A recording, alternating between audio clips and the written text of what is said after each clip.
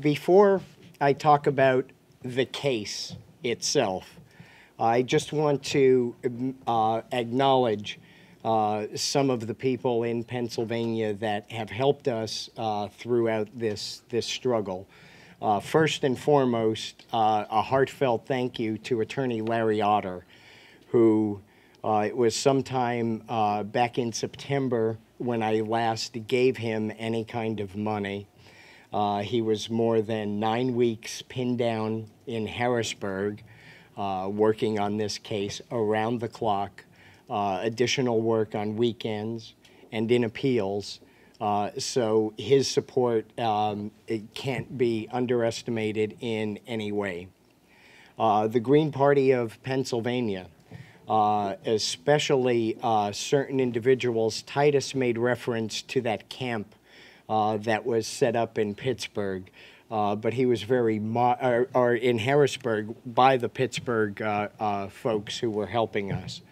But he's been very modest because after Titus's challenge was over, many people from Pittsburgh stayed and were kind of the glue helping to keep that insane situation room together.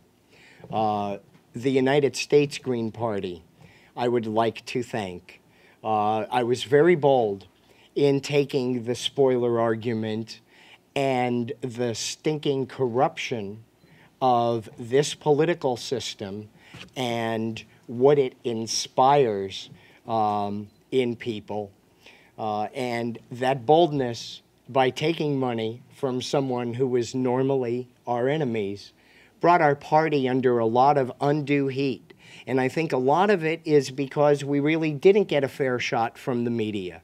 Because despite having a candidate for the United States Senate who is willing to answer any of your questions about who I am, about what our issue positions are, and about what I did to get the money, because I thought of it, I executed it, and I did it. And I did that for a very important reason. First and foremost, as the United States Senate candidate, I was the top of the ticket. It was my responsibility to make sure that I was part of the organization that assured that we got on the ballot. The requirement in Pennsylvania was the highest ever. Despite how restrictive this state is, what we were required to get in 2006 was double of what Ralph Nader was required to get 2 years earlier. We did not have the means to do that on our own. But by being able to pay people around this state in order to make sure that that job got done. And Titus mentioned they didn't use paid petitioners, and the Greens almost never do. But this year we needed to. And there's nothing wrong with that. It's done all the time. There are legitimate legal businesses which dedicate themselves to this process alone. But it was the least recognized of our Pennsylvanians who stepped up for us, because it was not only members of this small party, it was senior citizens, college students, poor people, working people, minorities from around this state. They're the people who stepped up and got us on the ballot. And I see nothing wrong with what we have done for 7 years in Pennsylvania. We have lobbied our legislature to change these oppressive laws. They laugh at us and say, hey, if you're not big enough to compete and can't play the game, I guess you don't belong here. We went to the courts on a number of different issues. And the court's constant answer is, well, yeah, it's different, but it's not unfair. It's done like that. There's oppressive laws in other states besides Pennsylvania.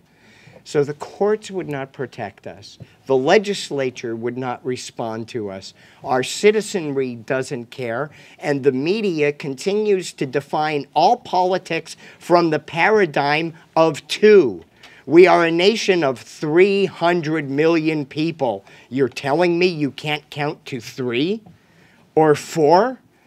Okay, and even if there was some legitimacy to this absurd idea that the courts must protect us from ballot clutter, Well, I was the only clutter for any statewide race of any party or no party in the game. So even that argument goes out the window. Now, I knew getting into this as an operative for years for the Democratic Party because of my concern 30 years ago about the Democratic Party shift to the right and the fact that they were becoming indistinguishable in contributor and in policy and in double talk to the Republicans. We tried to reform the Democratic Party from within, but it was resistant to it, continuing to stack the deck. So we have had to organize on our own. But believe me, with that many years in politics, I didn't expect this to be pretty. I knew what the Democrats would do to us. But what was not acknowledged and what must be acknowledged and where we are demanding the media to pay attention is the reprehensible behavior on the part of the courts with regard to ballot access issues. This has been a concern that has, in fact, gotten worse over the years. I believe we're getting another visitor. Is Mr. Nader here? 1 minute. Okay.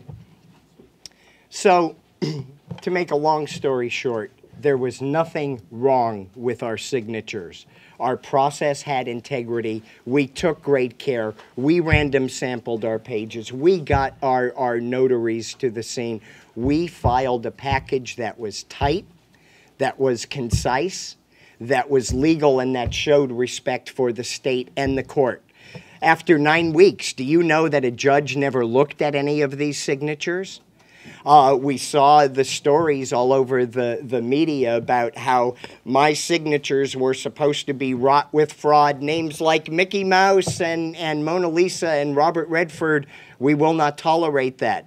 Well, out of 95,455 signatures, 95,455 signatures that we actually filed, the Democrats could only name 52 that fit that category. Of those 52, half of them were in fact rehabilitated and were legitimate voters, including Robert Redford and George Bush from Philadelphia. And just for the record, there was never a Mickey Mouse who signed my petitions, but there is a Michael Mickey Mouse who is a registered voter in Franklin County, Pennsylvania. 100,000 signatures is more than any candidate in the history of this Commonwealth has ever filed. It was 30% more than the amount that we needed. States that commonly file 100,000 signatures for candidates are states like California. California has 59 million people. Okay. I'm going to wrap up in a second. Okay.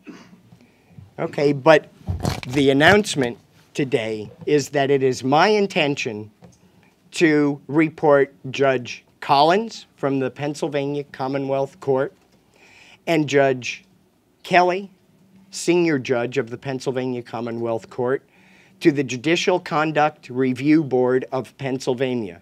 Their partisan behavior in both the Nader case and in our case is reprehensible, and the courts must be held accountable for this hijacking. Again, the court should not be the agent of any political party, but rather the bedrock protection of its citizenry.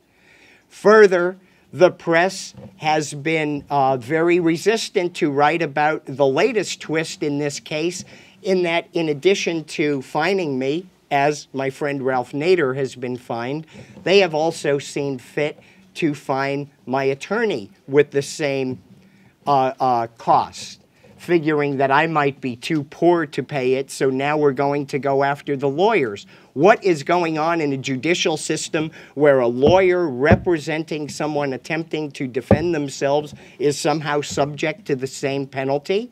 It's a good thing the judges didn't sentence me to death.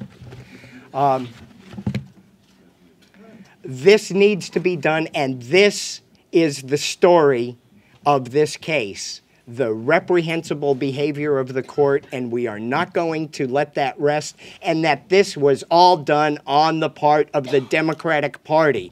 This illusion that the Democrats are the good guys, or they are going to somehow save us from the same people they acquiesced to for the past 7 years, is inane. I'm not buying it, and though I'm small, I am not weak, and I am not finished, and I promise you, my friends, we will prevail.